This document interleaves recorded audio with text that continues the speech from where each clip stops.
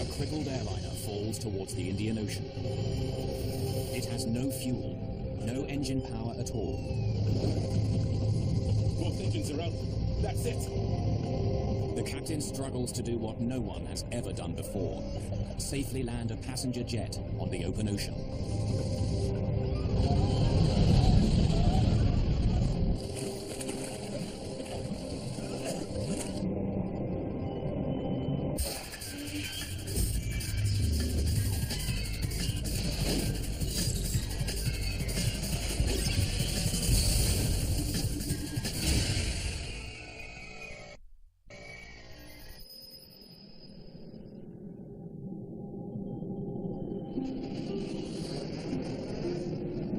The Comoros Islands, a remote holiday playground in the Indian Ocean. Days here are spent playing in the sand and splashing in the gentle waves. But in late 1996, the peace of the Comoros Islands is shattered. A plane is speeding towards the beach. It's a passenger jet hundreds of miles off course. There has been no explosion, no mechanical failure, yet the jet is falling out of the sky towards the ocean.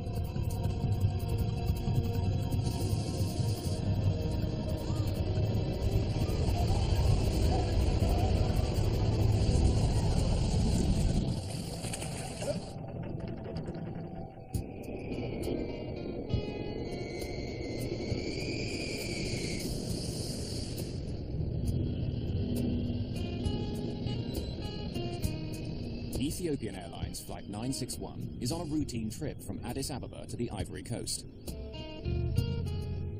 The captain is Leoul Abate. At 42, he's an extremely experienced pilot. 7,300 kilograms. Center tank is 0. He has more than 11,000 hours of flying time to his credit. Total fuel is 14,500 kilograms. Check. Ethiopian Flight 961 will stop briefly in Nairobi, Brazzaville, and Lagos before it reaches its final destination of Abidjan. The plane has just enough fuel for the first leg of the trip. It will get more in Nairobi. Less fuel on board makes the plane lighter, increasing efficiency. Switches are off. Captain Abate and his co-pilot, Jonas Makuria, expect their day's work will be over in about 12 hours when they land in the Ivory Coast. All clear. That day was a bright day, clear skies. Everything was fine. The passengers on board 961 are a mix of Ethiopians and travelers from other countries flying for business and pleasure. Michael Adenyo, seated in economy class, is a Kenyan businessman on his way home to Nairobi. I spent the whole of Friday trying to get on that flight, calling the airline every hour or so. I remember Friday night, about 11 o'clock, I called them again, and they said, look, just come to the airport, we'll see if we can find a seat for you. So I sometimes feel like I put myself on that aircraft. Near the front of the plane, American Frank Pancho Huddle is also getting settled in. He's the United States Consul General in Bombay. My wife, Mom, and myself decided to take a trip to Africa and go on safari. I wanted a daytime flight because it was safer. So I picked Ethiopian Airlines, which had a good reputation. It was one of the 2 carriers in all of Africa that was FAA certified. A few rows ahead of them is Mo Amin, a legendary news cameraman and journalist. He's a well-known personality, especially in Ethiopia. In 1984, Amin captured images which shocked the world. His pictures of the Ethiopian famine prompted an outpouring of aid, which helped pull Ethiopia back from the brink of starvation. Mo Amin was, I think, the most famous news cameraman of his time, and also one of the strangest of characters. Amin is known for never backing down in a fight. He has stuck his nose and his camera into conflicts across Africa. While filming in Ethiopia, he had even lost an arm in a bomb blast. Today, he's returning home to Nairobi after a brief business trip.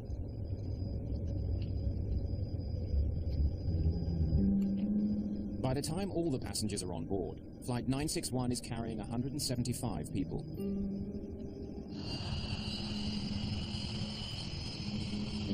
Not only is Captain Abate used to this route, but he's also very comfortable with this aircraft. B1. He and other members of Ethiopian Airlines call it Zulu.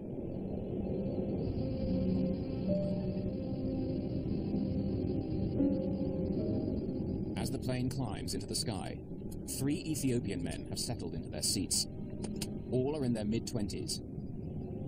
The plane is bound for Nairobi, but it's not where these passengers are planning to go.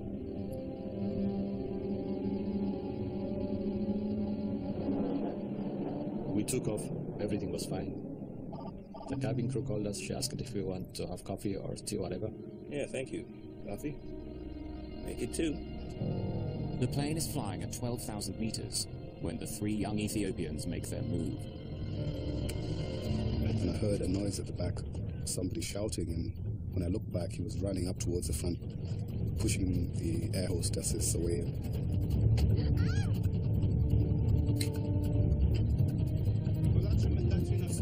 There were 2 guys zipping down the plane, yelling something incomprehensible. Then a guy sort of gliding down silently came right after him, and I said, "Uh-oh, it's a hijacking," because they're coordinated. Initially, we sort of just looked at each other and wondered what was going on. People didn't say much immediately. There was some kind of noise in the cabin, and I heard the cockpit door slamming open. Just bang! 3 men barge through the door and arm themselves with the cockpit's fire axe and fire extinguisher. Get out. Go to hell! There was, a little confusion up in the front as if they were, attacking the pilots. There were 3 guys, they were shouting. They came straight to the co-pilot and they started hitting him. Get up! There's 11 of us. If you don't do what we say, we'll blow this plane out of the sky. I told them, okay, don't hurt him. I'll do whatever you want. Passengers near the front of the plane are concerned, but have no idea what's going on. Captain Leol Abate is facing the hijackers alone. Unlike most pilots, though, Abate has some experience in a situation like this. He has been hijacked twice before. The first hijack was a local flight, and then 2 hijackers who had a hand grenade came into the cockpit, and they forced her to fly to Nairobi. Abate's second hijacking was just a few years later, when he was piloting a 737. The hijackers, again, held the hostess hostage, and they came into the cockpit. They told me it was hijacked, and they went to fly to Sweden. No one had been hurt or killed in either of those incidents. In both cases, Captain Abate had landed safely. But the turbulent political situation in the region means hijacking is an unpleasant reality. From 1990 to 1996, 10 Ethiopian Airlines planes had been hijacked. This time, though, the hijackers make a very unusual request. Fly to Australia. What? Fly us to Australia? We don't have enough fuel to get to Australia. It's too far. We can go to Nairobi, or Zanzibar, or Dar es Salaam, and then refuel, and then go to Australia. In fact, the jet took off with just 3.5 hours worth of fuel. But the hijackers don't know that. They've been reading the in-flight magazine, which tells them the maximum flying time of a 767. 11 hours. It won't take more than 10 hours to get to Australia. We don't have 10 hours of fuel. It says 11 hours. We don't carry that much fuel. We only carry what we need. They thought I was bluffing. They were convinced that the airplane was able to fly to Australia. Abate is shocked. No one else on the plane knows what the hijackers are demanding. If he does what they say, his plane will crash in the ocean. If he doesn't, they say they'll blow it out of the sky. An Ethiopian Airlines jet has been hijacked in the skies above Africa. The hijackers want to be flown to Australia. It's a 10-hour flight, but the plane took off with just 3.5 hours of fuel. The passengers have no idea what the hijackers are demanding. Word spreads of the hijacking, but not of their destination. It was as if nobody wanted to sort of rile the hijackers, because they hadn't slapped people around. It wasn't a sort of a Middle Eastern style where they shoot somebody in the head to make a point, or they were basically leaving the passengers alone, provided that we didn't do anything. And that was enough for us. This is how much fuel we have. If we had fuel for 11 hours, it would say 60,000 kilograms. But we don't carry that much fuel. We only carry what we need. The hijackers seem to think that Abate is bluffing. We have a bomb! Yes. If you don't do what we tell you to, we will blow this plane out of the sky. Abate knows he's trapped. If he fights the hijackers, they may blow up his plane. If he does what they want, he'll run out of fuel. My feeling tells me that it's not a real bomb, but there is no way that I can challenge that. One of them has a fire axe. That was good enough to do serious damage. If I'm not alive, everybody's not alive. That's it. I want to talk to the passengers. After about half an hour, the hijackers came in the public address system and they made an announcement that they have taken over the plane. And if anybody tried anything, they had one bomb and they were going to blow it up. The announcement is made in Amharic, French, and English. The policy at that time was we should follow the hijackers' instruction. That was before 9/11. And every action taken is to be taken on ground, not in flight. Pilots are trained to fly, not to fight. We were following sort of the standard script, as it were, for passengers, which was to stay out of it, keep quiet, keep cool, let them sort it out, get the plane on the ground. Some people said, oh, maybe we'll go to Sudan, land there, negotiate, and maybe they'll release us after that, or if not, move on to some other place. But it's all speculation. For years, Clint Van Zandt was the FBI's chief hostage negotiator. What made this hijacking so unique is that the pilot in command had been the victim of 2 previous hijackings. His success rate was 100%. He probably had a predisposition to, this will end like the other 2 did. I'll be able to get it on the ground. The authorities will deal with it. But Captain Abate knows this situation is different. Instead of another destination in Africa, the hijackers want to go to Australia. Abate knows that heading out into the open ocean could be a death sentence. Captain Abate decides to get help. I have to call air traffic control. Why? Because they will be asking why we are changing direction. Tell them you've been hijacked, and tell them where we are going. As the aircraft flies south, Addis Ababa passes the captain over to Nairobi Air Traffic Control. ATH Nairobi Center. Confirm you are going to land Australia. Gentlemen, we can't make Australia. We only have 2 hours of fuel. We can't make it Australia. We will make a water landing. ATH 961. Confirm you can't divert to Mombasa.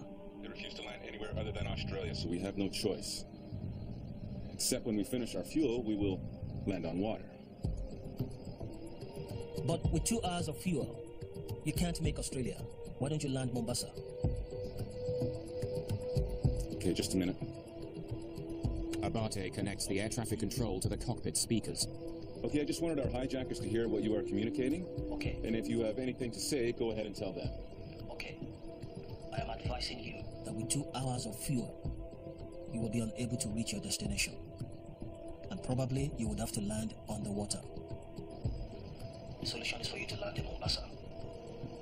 Go ahead. The hijackers of ATH 961. If you have copied, go ahead.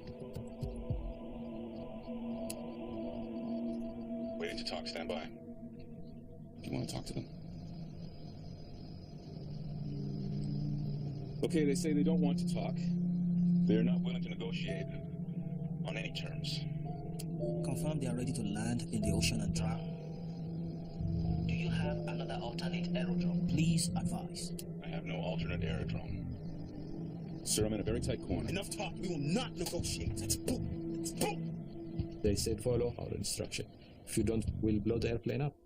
That's it. Ethiopian 961, Nairobi Control, do you read?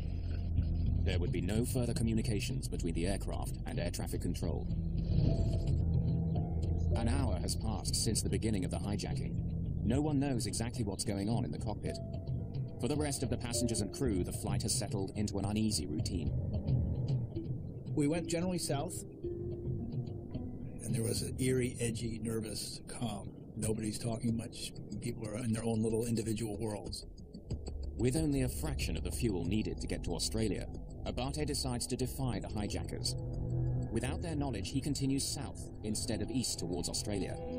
I started following the African coastline because in case anything happens, we'll have a place to ditch or land safely because most of the cities are by the coastline.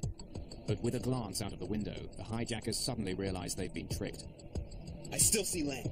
Turn the plane. Now Captain Abate has no choice. He turns his plane east over the open ocean.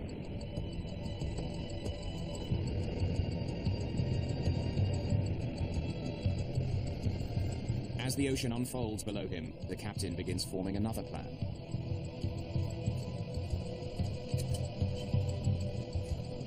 I had no charts nearby because it was on the co-pilot side.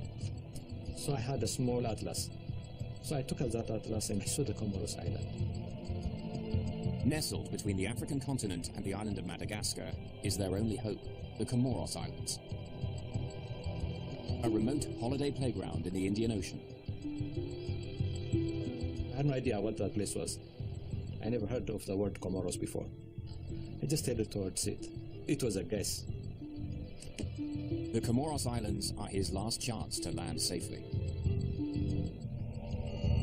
Suddenly, an alarm breaks the tense silence in the cockpit. It's a warning that the plane has less than 30 minutes of fuel left. I need to tell the passengers. There's no need. You know what I'm going to tell them? It's out of my control. The aircraft is going to crash. We're going to die anyway. So, shall we kill you? Please. At least let us attempt a controlled landing. I will die along with him. I will show him that I have guts. It's finished. We will die together. With almost no fuel, Abate decides to make his stand. We came over the island. By then fuel was running out. I decided, no, we should not go any further than this one. And I started circling that area. But how can he convince the hijackers to let him land? He'll have to find an answer soon, or Flight 961 will crash into the sea. They took whiskey from the duty-free, and they wanted me to drink actually, but I refused. Once again, alarms sound. One engine is now completely out of fuel. It's shutting down. Captain Abate is quickly running out of time. With the airplane being at 39,000 feet in cruise flight, the airplane is not going to run out of gas with each engine simultaneously. There'll probably be a bit of a lag, which in this case there was. The right engine stopped functioning first. First thing I noticed, the engine sound different. Because there's only one engine running. It had a much deeper sound. Abate follows standard emergency procedures. He starts the APU, or Auxiliary Power Unit. It's a generator that can supply extra electrical power when one engine is lost. Most of the passengers don't know how serious the situation is. But Captain Abate knows the plane is in grave danger. I lost the engine at 39,000 feet. I cannot keep on flying at 39,000 feet with engine failure. With thrust from only one engine, the aircraft immediately slows down. At a lower speed, the wings don't provide as much lift. The plane continues to descend. Even with only one engine, and despite the drop in altitude, the tiny Comoros Islands are still within reach of the crippled airliner. There is an airport at the capital, Moroni. If he can convince the hijackers, Abate could land there. It's gone down 1,000. When the engine stops, it descends. It will descend whether you like it or not.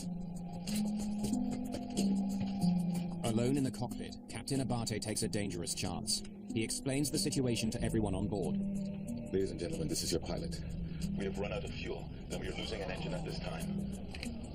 We're going to make a crash landing. When the pilot came onto the public address system and said that he had no alternative but to crash land, that is when it actually dawned on us and we realized that this was a life and death situation. Captain Abate also makes a desperate call for help. We have already lost one of the engines. He wants the passengers to overpower the hijackers so he can land the plane. I ask all passengers to react to the hijackers. Thank you. Captain Abate knows the call for help is a huge risk. Even though I was expecting some kind of movement in the cabin, but I had to do my job. I was doing what I had to do. Keep the airplane in control, flight. While Captain Abate waits for action, the passengers are more confused than ever. He said, react against the hijackers, which was an odd phraseology. Nobody reacted. I think part of it was the way he said it. It was not sort of a normal way in English that you would ask someone to take on the hijackers. But he also was trying to do it enough so they wouldn't notice what he was saying. At least one of the passengers does understand. As a news cameraman, Mo Amin has never shied away from a challenge. Amin Amin makes his way to the economy section in the rear of the plane. Here is a man who had spent 20 or 30 years in some of the most difficult and dangerous war zones of the world, who'd been beaten up, who'd been shot at, who'd been jailed. He was a kind of alpha male, if you know what I mean. He could talk anybody into anything. He made it like he was going to the bathroom, and then he came back and he started talking to people who were 3 or 4 seats ahead of me. And from his gestures and actions, he was trying to get us to stand up against the hijackers. With your help, we can take them. There's only 3 of them. Come on. Come on. Not knowing what would happen, not knowing what these people were capable of doing. And, of course, the fact that they had indicated that they would blow up the plane if anybody tried anything. Always, always have to measure. Am I going to make the situation better, or am I going to make it worse? Who's ready to take the chance that your precipitous action against the hijacker might not cause him to set that explosive device off and take the life of everybody on board the plane? In the end, the passengers choose not to act. Captain Abate is still alone against the hijackers. In the cockpit, the hijackers try to take control in a vain attempt to keep the plane in the air. It's descending. Don't worry. I'm not the one who's doing that. Inadvertently, one of the hijackers disconnects the autopilot. The plane swerves wildly.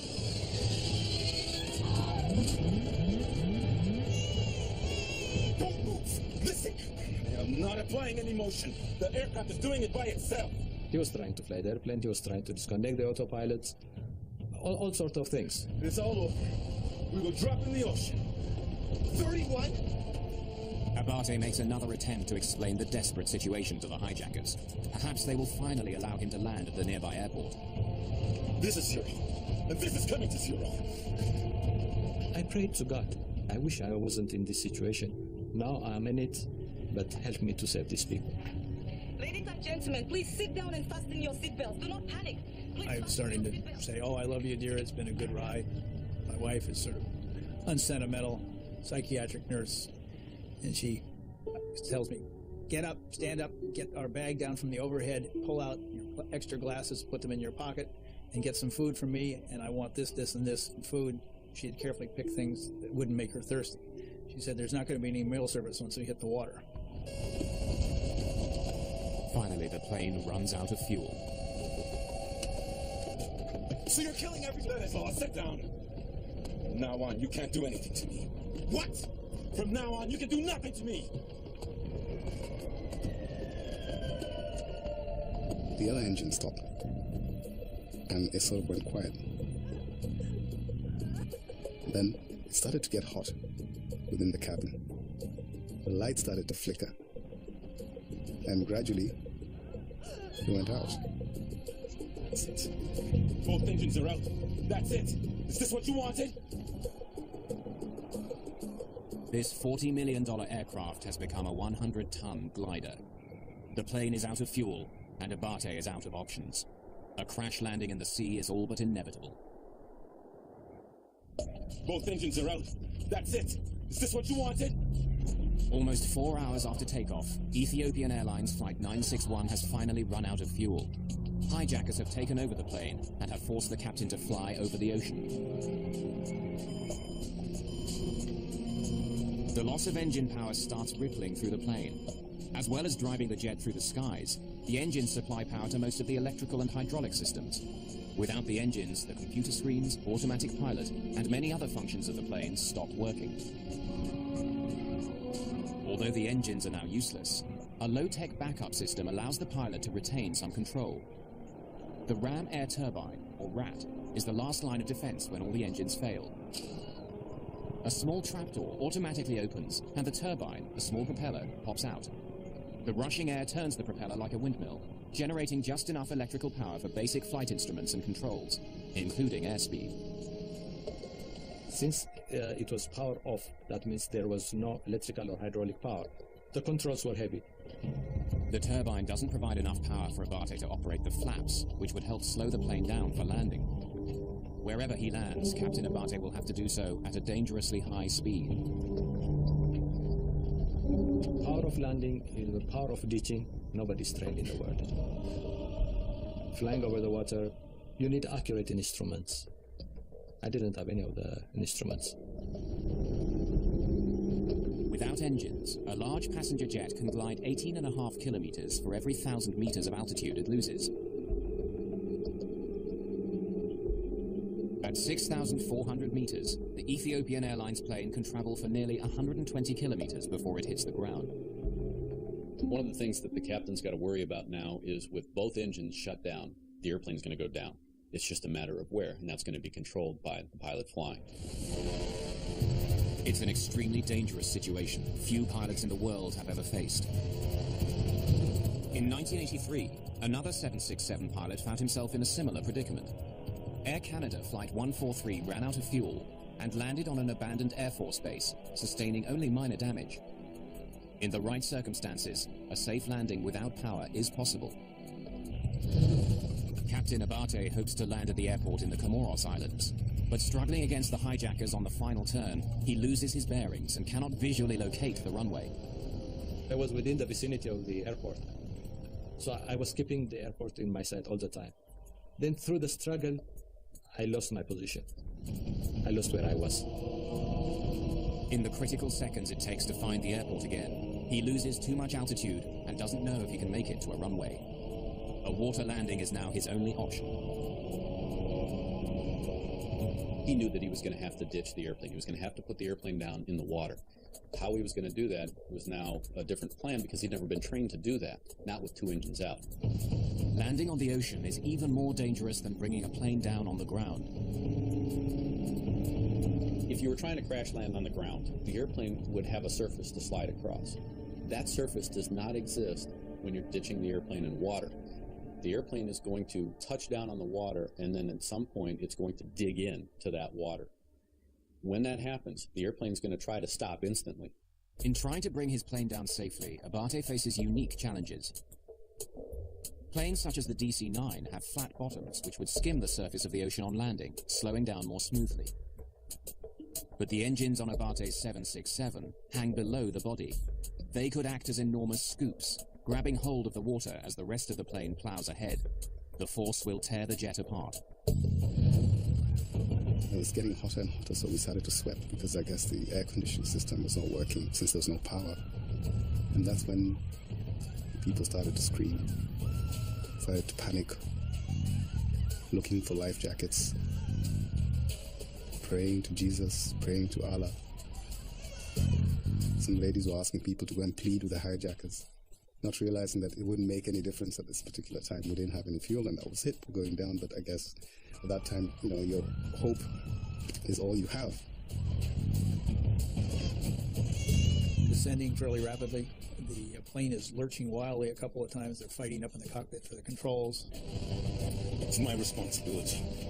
The passengers must know what's going on. Descend and increase the speed. It doesn't make any difference. Please. All the same, we're going to die.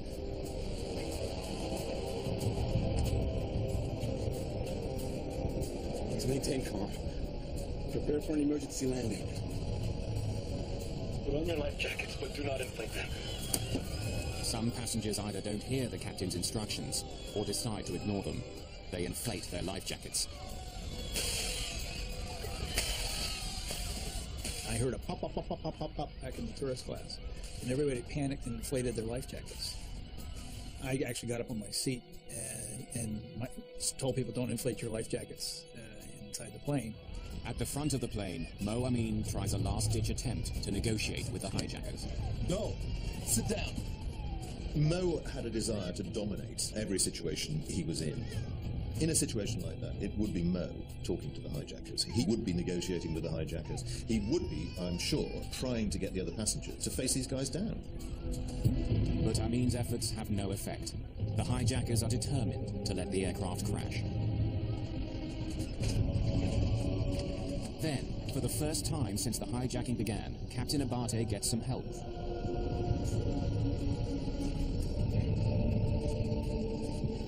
The controls. I need help. They're too heavy. We told them, guys, now we are on the last point. You should sit down and fasten your seatbelts. They refused. I never thought I would ditch in my lifetime. I never thought I would lose 2 engines and ditch in the middle of an ocean.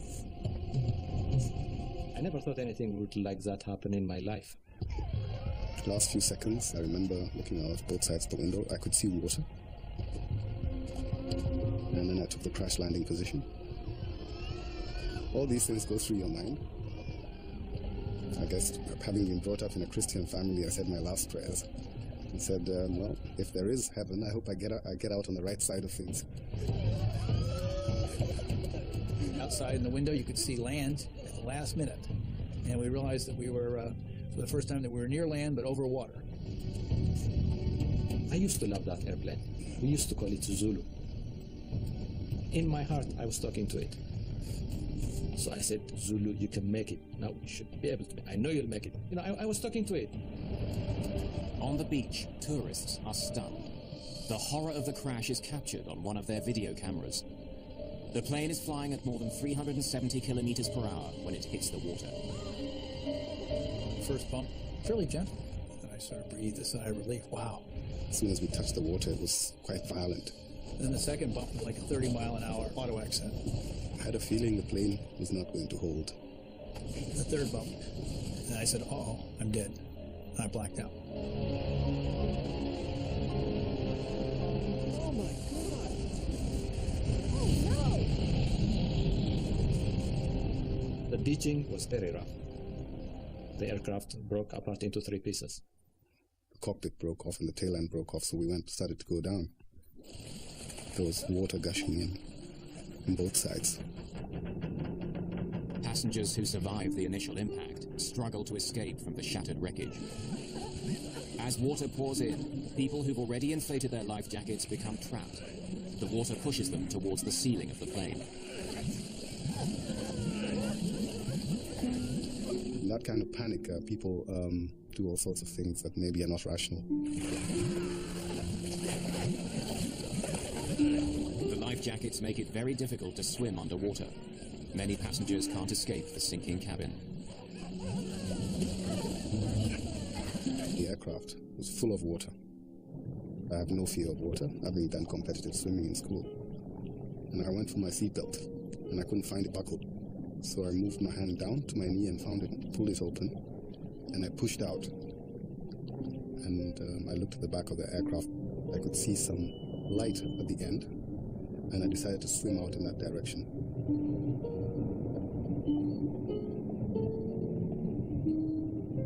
As I swam out, one of the passengers trying to get out of the seat grabbed my leg. I said to myself, oh my God, this can cause me to drown. But I decided not to fight back, and they pulled themselves out and let go of my leg. And then I continued to swim out the back of the aircraft and then swam to the surface. I was really exhausted. I felt very tired. When I looked up, I said, okay, could this be heaven? Because I wasn't really sure whether I was alive or dead. I was trying to tell the co-pilot to get out. Then he was not there. Then I said, okay, then it's about time for me to go out. I woke up, was floating in the water, and I went, hey, I'm alive. I looked for my wife who'd been sitting on my right, and she was gone. My heart sank. And I looked to my left, and she was now on my left, but she had swirled around and swapped. We were out floating in the ocean. You can see what looks like an uninhabited cliff. It might be a tropical island. It's like a movie, you know.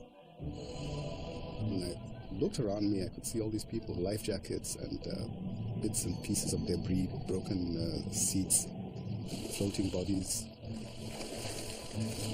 I saw things scattered around me, the tail of the airplane far away from me. I never expected something like would happen. All I was expecting was to evacuate the passengers safely and myself. Abate swims to safety, but he has no idea how successful he's been. He doesn't know whether any of his passengers have survived or what's happened to the hijackers. After a 4-hour struggle with hijackers, Captain Leul Abate crash lands his passenger jet in the Indian Ocean near the Comoros Islands. His plane is shattered, but his skill may have saved the lives of many on board. For those who survived the crash, Abate's decision to ditch the plane near the shore means that although the airliner breaks into pieces, it doesn't sink very far. Fortunately, the water was very shallow. In some cases, people were able to get out. Locals and tourists swarm out to the downed aircraft. A group of scuba divers, who narrowly missed being hit by the aircraft, help with the rescue effort. In an amazing stroke of good luck, some French doctors are staying at the resort. They offer immediate medical assistance. In the end, of the 175 people on board the plane, 50 survive. Without the actions of Abate, many more could have died. Without power and unable to use his flaps, Captain Abate lands at 370 kilometers per hour, over 100 kilometers per hour above the normal landing speed of a 767. Once the captain made the decision that he had to ditch, the best thing that he could do was keep the airplane as close to land as possible. Abate also tried to make the landing as smooth as possible. At the last moment, he turned the jet, hoping to land parallel to the waves instead of crashing into them. As soon as the plane hit the water, it was ripped out of Abate's control.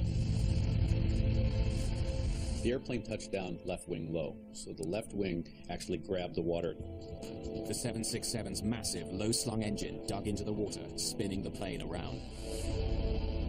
The airplane would have wanted to turn around that left wing, or cartwheel. That's a lot of energy to dissipate very quickly. That's what caused the breakup sequence. The airplane broke up into 4 or 5 pieces, and that's what caused a lot of the fatalities. Panic may also have contributed to the number of deaths. Disregarding Abate's instructions, many passengers inflated their life jackets. The life vest wants to keep you buoyant or try to drive you straight up, and that could hamper and restrict your ability to get out of your seat. In some cases, people were still strapped in their seat when the airplane sank, and they unfortunately drowned. Mo Amin, who had tried to rally the passengers against the hijackers, was standing up when the plane crashed. He was probably thrown against a bulkhead when the plane crashed, dying instantly. Mo had survived everything. He had more than 9 lives. And the idea that he should just be on an ordinary standard flight, when the kind of news story that he wasn't aware of, hadn't been assigned to, caught up with him, and to be killed in this way, has a kind of horrid irony about it. The hijackers, who refused to sit for the landing, also died in the crash.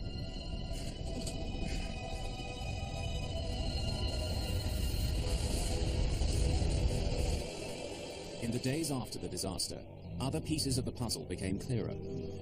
Despite claims by the hijackers that there were 11 of them, in fact, there were only 3. But who were these desperate men, and what were their motives? They were imprisoned, thrown in jail, persecuted and tortured by the government. They didn't specify which government, at least to the best of my understanding, and that they had escaped from jail and that they were going to make history. They said they have friends in Australia and they want to get united with them. They wanted to go into a second country where they get refugee status and have a better living. Before 9/11, it was remarkably easy for hijackers to gain access to pilots. If you don't do what we say, we'll blow this plane out of the sky. Despite numerous hijackings over the previous 2 decades, most airlines made no attempt to secure the cockpit. Do you want to die? We're gonna die anyway. So, shall we kill you? The hijackers of Flight 961 were never linked to any terrorist group or political organization. Whatever their reasons, their crime demonstrated the great danger posed by a hijacker who places no value on his own life. We will die together. For years, there were people in security saying we have to strengthen that cockpit door. We have to be able to exclude anyone from coming through that door and getting control of that aircraft, whatever the reason, whether the airlines didn't want to spend the money, they didn't see it as a threat. It didn't happen. After 9/11, every aircraft now has done that carries passengers, that has that capability of being hijacked. Nothing is inevitable. Nobody is immune to anything. It could be 1 in a million, but it can happen. Both Captain Leol Abate and his co-pilot, Jonas Mercuria, received many tributes for their actions on Flight 961, including a Flight Safety Foundation award. I said, it's good that I am alive, and the world has understood what I had gone through. Despite their ordeal, Both Captain Abate and his co-pilot Makuria continue to work for Ethiopian Airlines.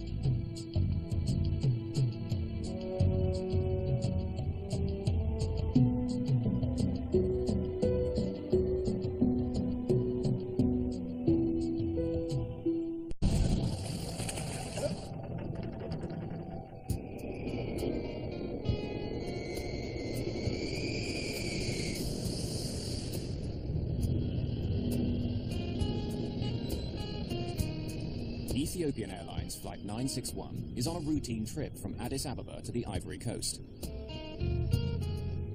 The captain is Leul Abate. At 42, he's an extremely experienced pilot. 7,300 kilograms.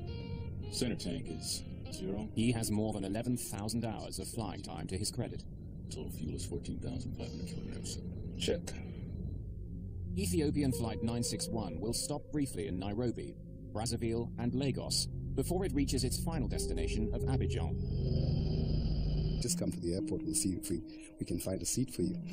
So I sometimes feel like I put myself on that aircraft. Near the front of the plane, American Frank Pancho Huddle is also getting settled in. He's the United States Consul General in Bombay. My wife, Palm, and myself decided to take a trip to Africa and go on safari. I wanted a daytime flight because it was safer. So I picked Ethiopian Airlines, which had a good reputation. It was one of the 2 carriers in all of Africa that was FAA certified.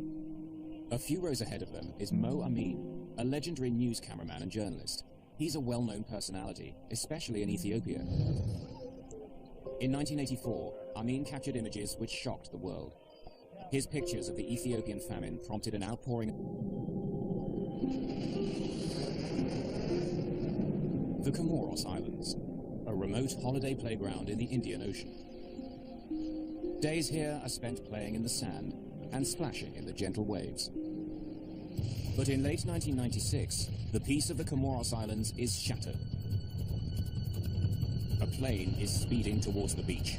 It's a passenger jet hundreds of miles off course. There has been no explosion, no mechanical failure, yet the jet is falling out of the sky towards the ocean.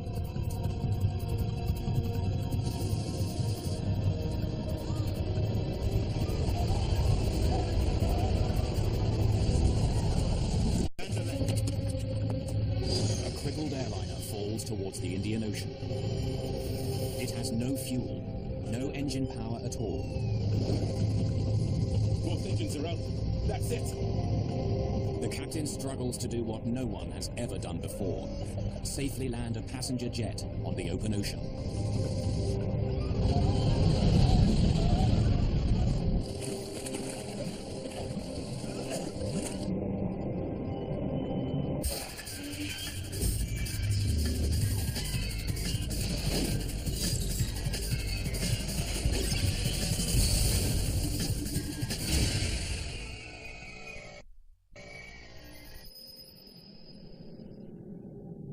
The plane has just enough fuel for the first leg of the trip. It will get more in Nairobi. Less fuel on board makes the plane lighter, increasing efficiency. Captain Abate and his co-pilot, Jonas Makuria, expect their day's work will be over in about 12 hours when they land in the Ivory Coast. All clear. That day was a bright day, clear skies. Everything was fine. The passengers on board 961 are a mix of Ethiopians and travelers from other countries flying for business and pleasure. Michael Adenyo, seated in economy class, is a Kenyan businessman on his way home to Nairobi. I spent the whole of Friday trying to get on that flight, calling the airline every hour or so. I remember Friday night, about 11 o'clock, I called them again and they said, look,